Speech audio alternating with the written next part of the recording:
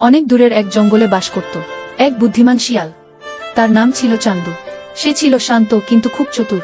জঙ্গলের সব প্রাণী তার উপর ভরসা করত। হঠাৎ একদিন সেই জঙ্গলে এলো এক ভয়ানক সিংহ। তার গর্জনে কেঁপে উঠল গোটা বন। প্রতিদিন সে খেয়ে ফেলতে লাগলো এক একটা প্রাণী। সব প্রাণী ভয়ে আতঙ্কিত হয়ে পড়ল। অবশেষে একদিন সব প্রাণী জড়ো হয়ে গেল শিয়াল চান্দুর কাছে। ভাই চান্দু, কিছু একটা করো, না হলে সবাই মরে যাব।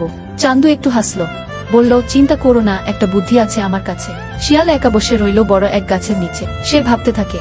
ভাবতে ভাবতে হঠাৎ তার চোখে ফুটে উঠল এক মুচকি হাসি। পরদিন সকালে সে গেল সেই ভয়ঙ্কর সিংহের কাছে। রাজা, আরেকটা সিংহ এসেছে বনে। সে নিজেকে বলে আসল রাজা। সিংহ রেগে আগুন গর্জন করে বলল, আমাকে নিয়ে চল। কোথায় সে? শিয়াল হাঁটতে লাগলো সামনে, আর সিংহ তার পেছনে পেছনে। শিয়াল থামলো এক পুরনো কুজোর সামনে। এই দেখুন রাজা, ওই কুজোর ভেতরেই আছে সে। সিংহ নিচে তাকালো, আর সেখানে দেখলো নিজেরই প্রতিবিম্ব। রেগে গর্জন করে সিংহটা বলল, তোকে আজ ছেড়ে দেব না। সে লাফিয়ে পড়ল কুজোর ভিতর। পানির ঝাপটা ছিটকে উঠল চারপাশে, আর নিমেষেই ডুবে গেল চিরতরে। পুরো জঙ্গল আনন্দে ভরে উঠল। কেউ নাচছে, কেউ গাইছে, কেউ খেলছে। সবাই মিলে শিয়াল চান্দুকে বলল, তুই আমাদের বাঁচিয়েছিস, তুই সত্যিই বুদ্ধিমান। প্রাণীরা শিয়ালের মাথায় পরিয়ে দিল এক ফুলের মুকুট। সে হয়ে উঠল জঙ্গলের সবার প্রিয় খুব বুদ্ধিমান রক্ষক। আর সেই জঙ্গল আবার শান্ত, নিরাপদ আর সুখী হয়ে উঠল। ভালো লাগলে লাইক এবং সাবস্ক্রাইব করবেন। ধন্যবাদ।